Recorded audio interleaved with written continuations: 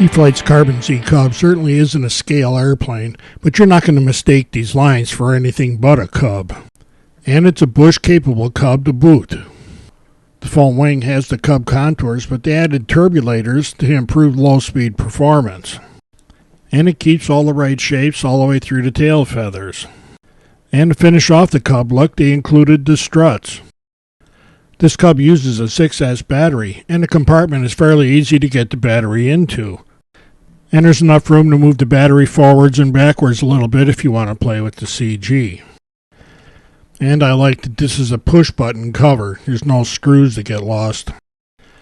This Cub comes with the ailerons and flaps both installed and ready to go. And you have these plugs at the fuselage that make it easy to get this plugged up and ready to fly. If you get this wrong, you're not paying attention. There's a carbon fiber wing tube in here also, and 2 screws that hold each wing panel in place. The least fun part of flying this Cub is putting the little wire clips into the pins that secure the struts at the fuselage. For most of us, these are the only pins we have to worry about when taking the plane apart or putting it together. The wings travel just fine with the struts in place. Of course, if you just don't like yourself or something, there are other pins and clips and bolts that you can take out to break the struts down every time you fly it if you'd like to. All of the controls use some nice solid wire links, and you have ball links at the control horns on all of the surfaces. And yes, the flaps do come all ready to use right out of the box. I'd find out that the landing gear are pretty stout. This extra slot up here is for mounting the optional floats if you want to go that way. When you get the Carbon-Z Cub, the fuselage is pretty much all put together. You do have to install the tail fins on it though. This plane comes with a tail wheel that's good for driving it around on the field, but on takeoff it gets just as squirrely as any other tail wheel until the tail starts flying.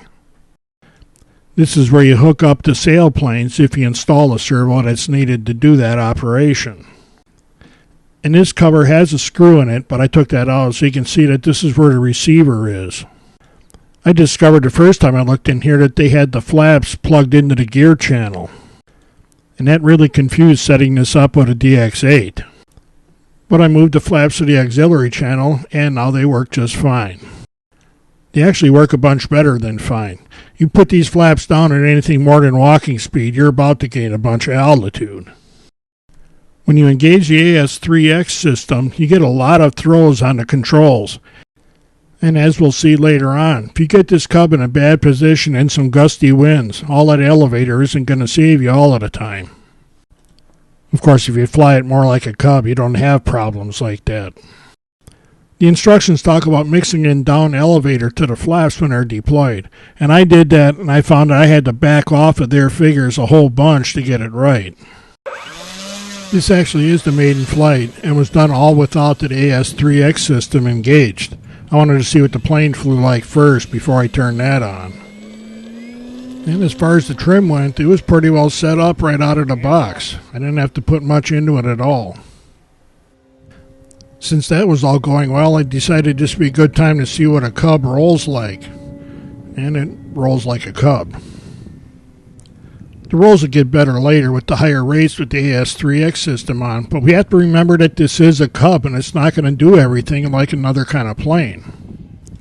All of the flying in this video is done in some pretty gusty winds, and this is a foamy and it bounces around like one in the air, but it's not as bad as I expected.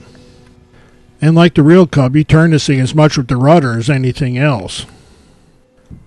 The wind's quartering across the runway from our left to right in this picture, and I left the rudder alone this time and let it weather vane to see how bad it'd get.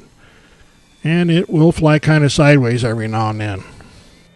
But you can give it a little rudder and it'll stay nice and straight. The wind seemed to let up a little bit, and I thought I'd try a touch and go. And those big tires are nice for this, because you can just set them down on the grass and keep right on going, take off and do it again. And I thought I'd go up a ways to see what happened when I tried to hang it on the prop. And it does that all right. But then it falls out of it. And it doesn't come right back up like some of my other planes. You got to build some airspeed up. Near the end of the maiden flight, I was getting brave, so I thought I'd try a little downwind landing. I didn't see how it handled that. And it's not bad at all. This is during the second flight on a different day with even gustier winds coming from the opposite direction. And I found out something else about this plane, is that it looks a lot bigger, and I kept trying to land it in the field next to our runway. The plane's not doing anything dumb, that's all me. And this will be the first landing with the AS3X system on, and still all the gusty winds. And it does make a difference. It holds the plane a lot easier. I'm not having to do hardly anything other than pull the nose up a little bit. With the flaps down, this Cub will take off at a very un-Cub angle. And it's nice and solid. I was actually pushing down a little bit here. Gusty winds or not, I wanted to see what this AS3X system would do with it inverted. I had to hold a little bit of elevator in it, but that's all it took, and it came across nice and even. Even a little knife edge flying isn't all that tough, even with these winds trying to push it back down. There is some coupling, you gotta hold some cross controlling in it, but it'll do it pretty easy. Then near the end of the day, I pretty much forgot that I was flying a Cub again. When I turned back into the wind had picked up some, and it started buffeting it up and kind of pushed it up in the air. And rather give some power and fly around, I decided to just turn it around and make another short pass at the field. And right here it got hit with some wind, and I ran out of elevator. And it turned out that it wasn't hurt. It would fly again after just some checking over to be sure.